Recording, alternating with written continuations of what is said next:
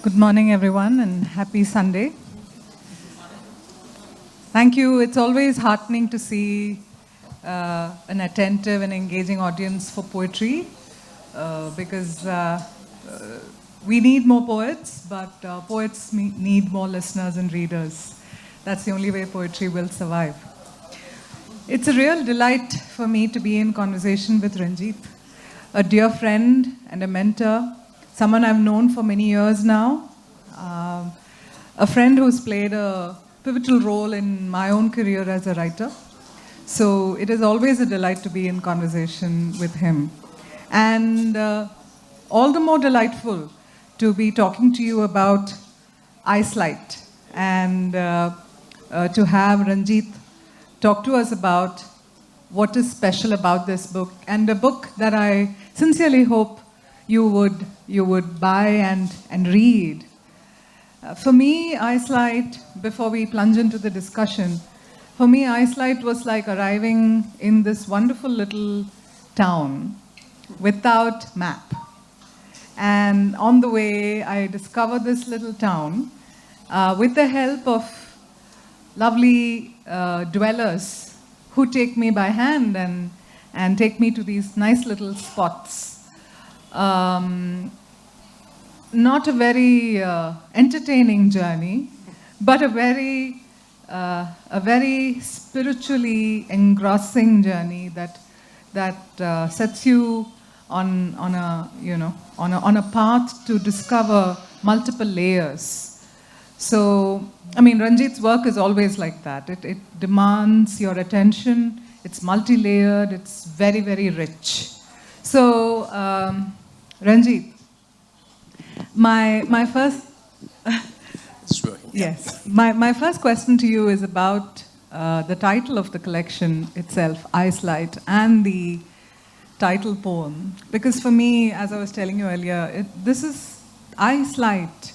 It's like a prism, like this lovely blue lens through which you view the world, through which you encounter this universe. So how did you come about the poem, the title, and the way this entire book came about? Well, thank you in the first place, Anupama, for inviting everyone here into this conversation, and thank you all for being here this morning. Icelight, actually, the poem, the title poem, came about from a long-standing fascination with what light does at midnight. I've always been fascinated by the way in which you have these inexplicable phenomena, illuminated clouds that seem to challenge your sense of what time of day it actually is. And then suddenly, this kind of thing can carry memories from very, very distant periods, from deep time. And the poem, like many of the poems in the book, was written under the sign of a very, very profound awareness that we've all had in recent times of the great extinctions, of living in a time of extinctions, of planetary collapse, of climate catastrophe. So this seemed to me to represent that in some ways, this sense of a beginning and an ending. And the poem, as you know, also has to do with a very long ago moment, a moment in the late Stone Age where the first forms of art were created. What do we do in the face of what we don't know? How do we create images from materials we can handle to symbolize infinities that we can't quite handle? So these are things that have preoccupied me for a very long time. So all of them somehow found a focus in the poem. Right. So how we're going to do the conversation today is intersperse the conversation with readings. I'm sure you would want to listen to Ranjit. So could I request you to read Icelight?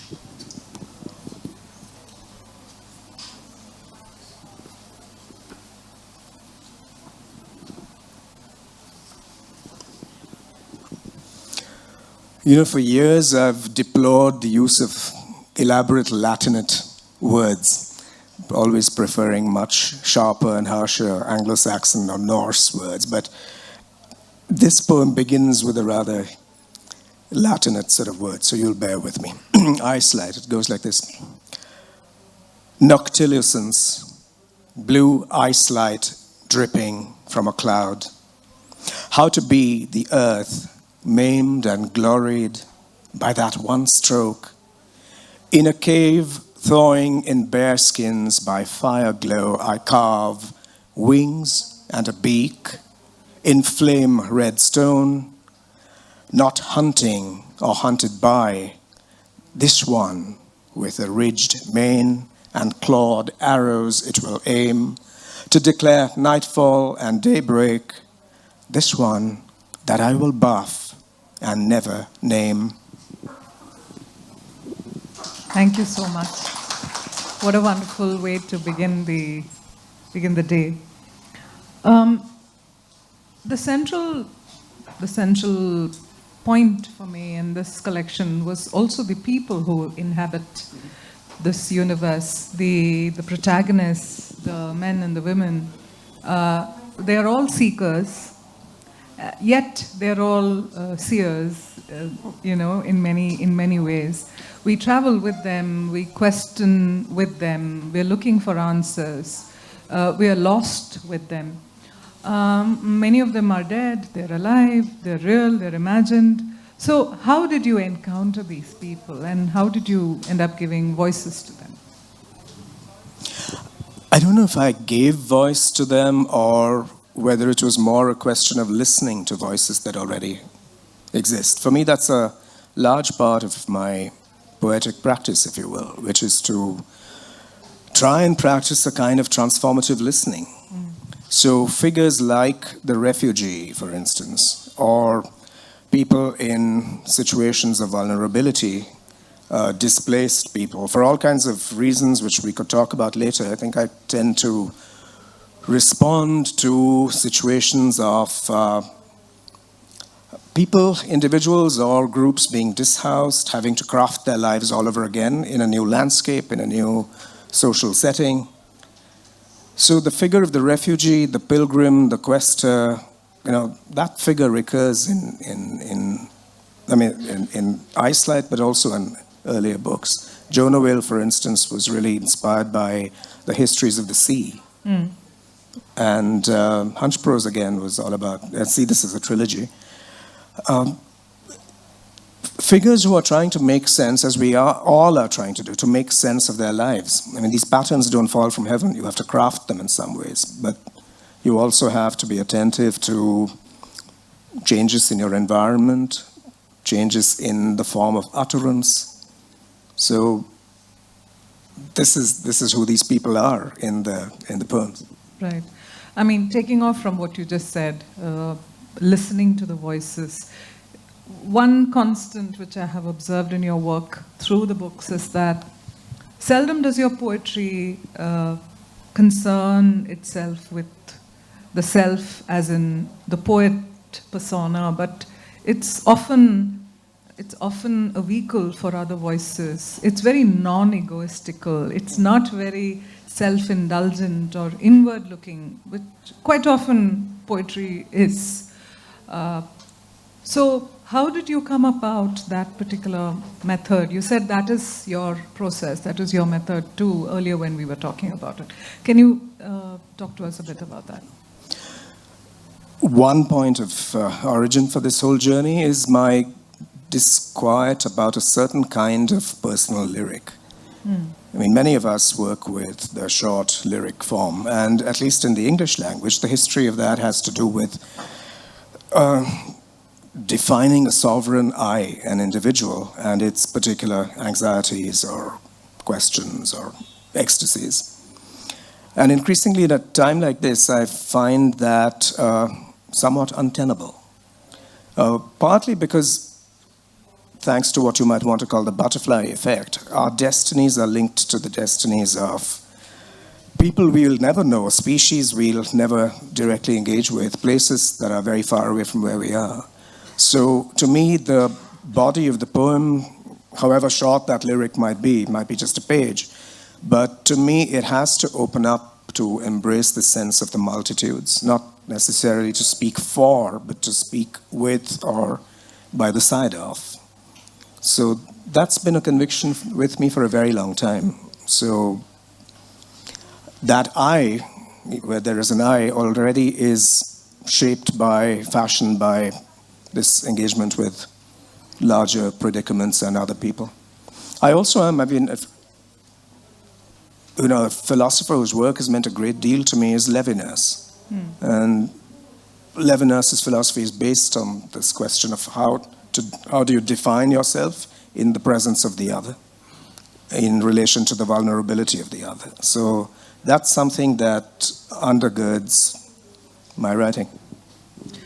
Absolutely. And talking of multiplicity, there's also this presence of multiple cultures, and you yourself are multilingual. You listen. There's a lot of music that you see from various languages. I'm reminded particularly of the Crow hymn.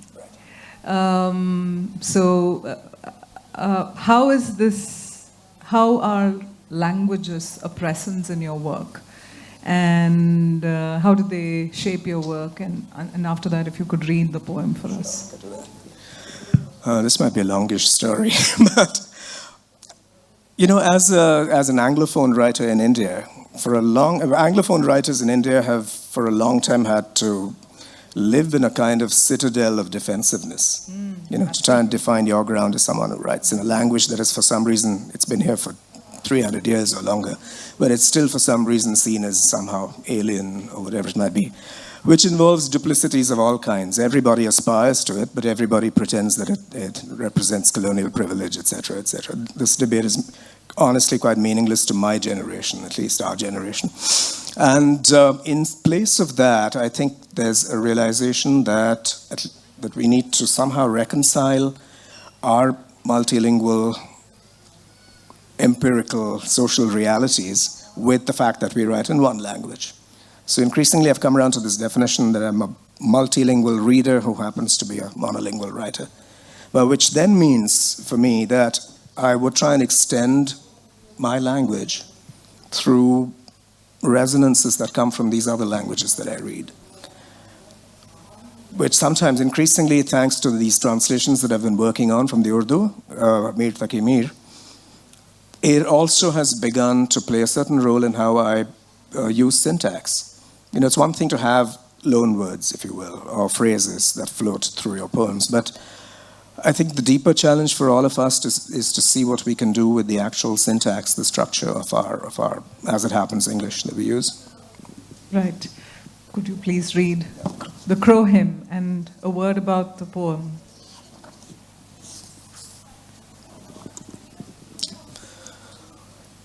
It's called Crow Hymn, and actually came about as it was commissioned by a German institution. As many people now know, half my life is spent in Germany, yes, with all its ups and downs. But it came from an institution which was devoted to a poet, 18th century poet, who responded very strongly to the bird life of this area in the Rhineland.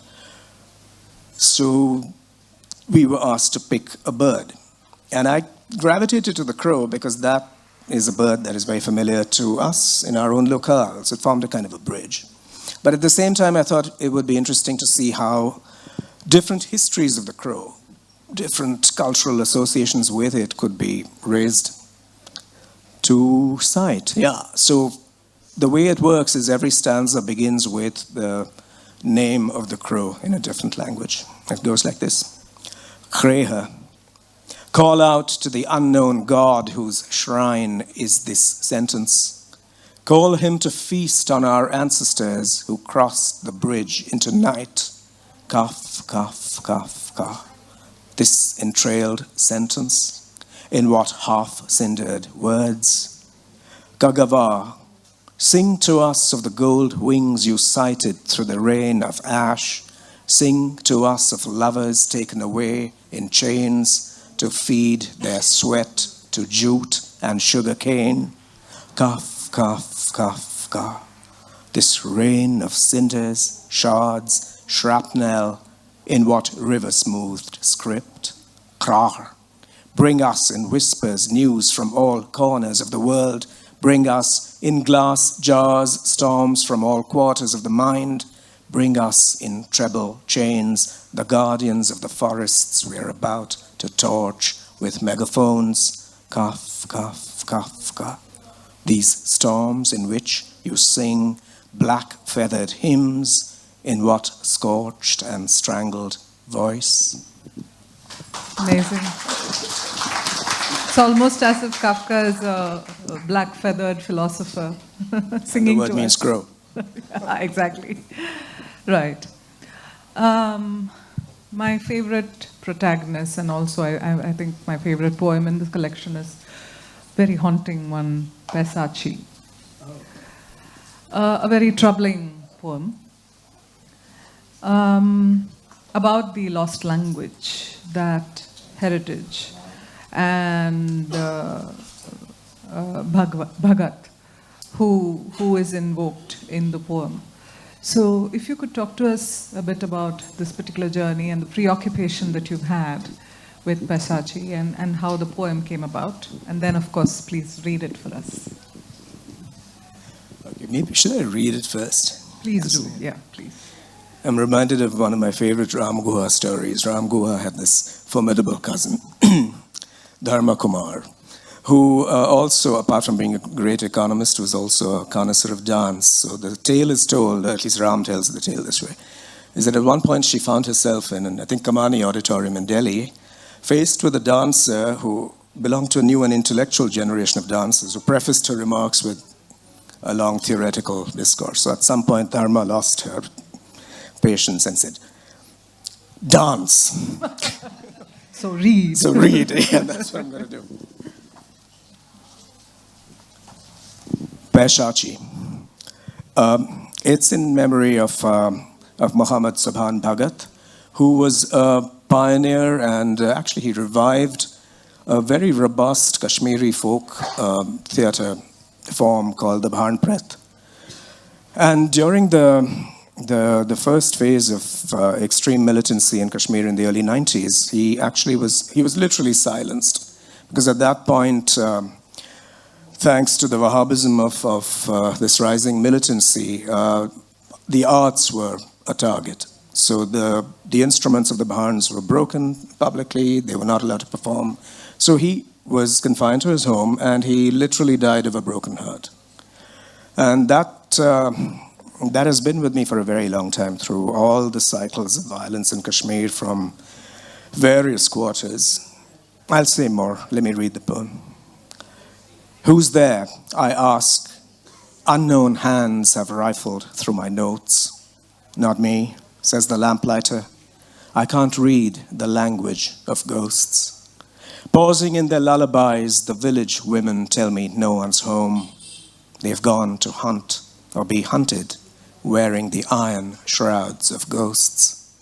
I could try and find them who should fear them the most. They whisper in foreign accents, trained in the tactics of ghosts. Our grandfather sits alone. Around his fire, deer, bears, wolves listen as he sings into the dark, doing the treble voices of ghosts. They'll need more fur, more teeth, more claws to act on his boasts.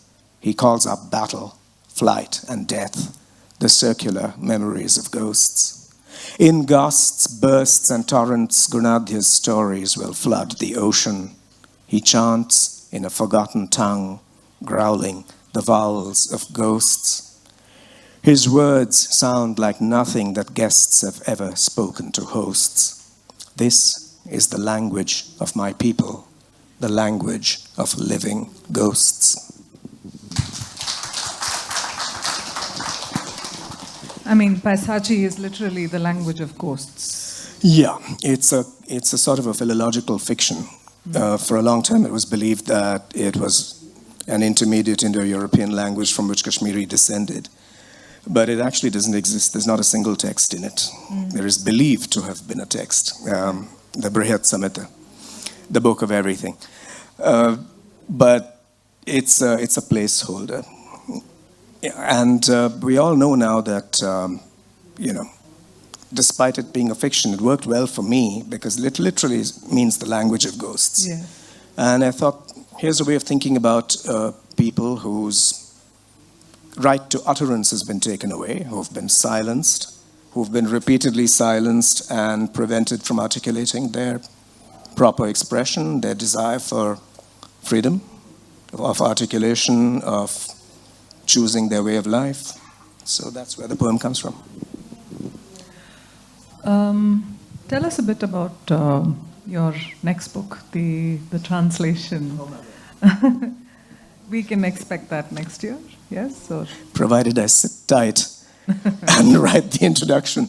It's a translation of Mir Taqi Mir, the Urdu poet who lived in the late 18th and early 19th century.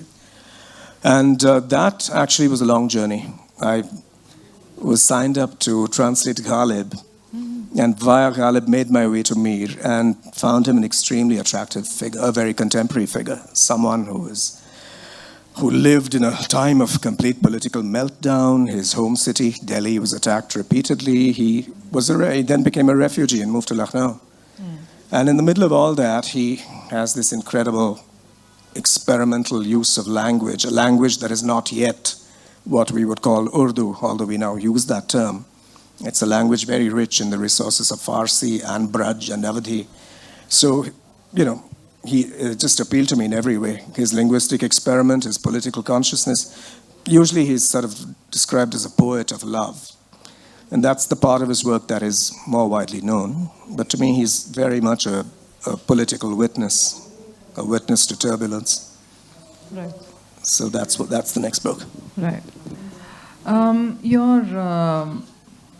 Your work as a curator, because that's another entirely full-time career as a curator. How has that informed your work as a poet? And vice versa, you work as a poet, how does it influence your work as a curator?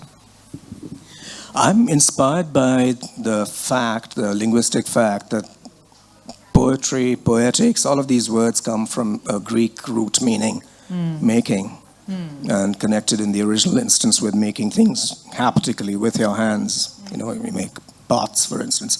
So to me, it's always been this continuum between an artisanal way of dealing with your materials all the way to a larger sense of what you put together and how that engages with an audience. So it's that set of reflexes, if you will, that I find coming into play, whether I'm writing poetry or translating or working in a curatorial space.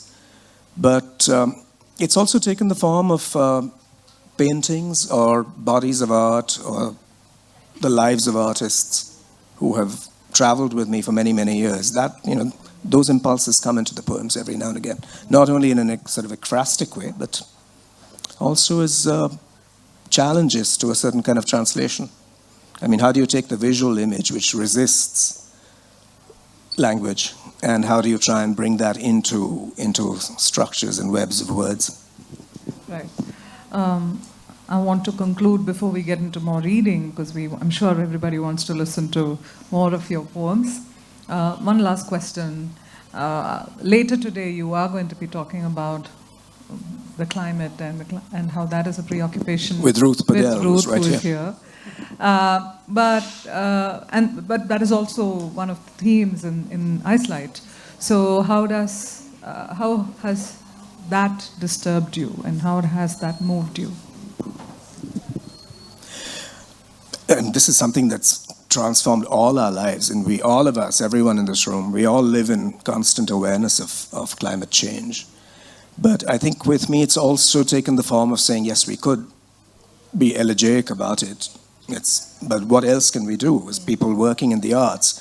How do we respond to that? Not by replicating the activities of activism or policy, but how do we give voice to what is vulnerable, the people who are the species who are vulnerable. So increasingly for me, it's also taking the form of an interspecies understanding of the world. And that comes both into the curatorial work, the long-term project called State of Nature with Ravi Agarwal, and into these poems particularly, and it certainly is a very strong theme. How do we resist from the ground of language? Please read a poem or two. We definitely have time for that. Oh, okay. Do we have time for one poem? Yeah, so one poem, please.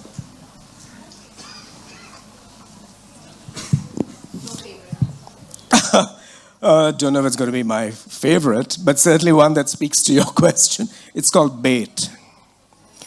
The only tree of tomorrow rises above an orange sash of sunset, pinned to the deck of a drifting boat. The last fisherman is wading into the river, every line cast aside as he splashes towards a wave of ash, himself the bait.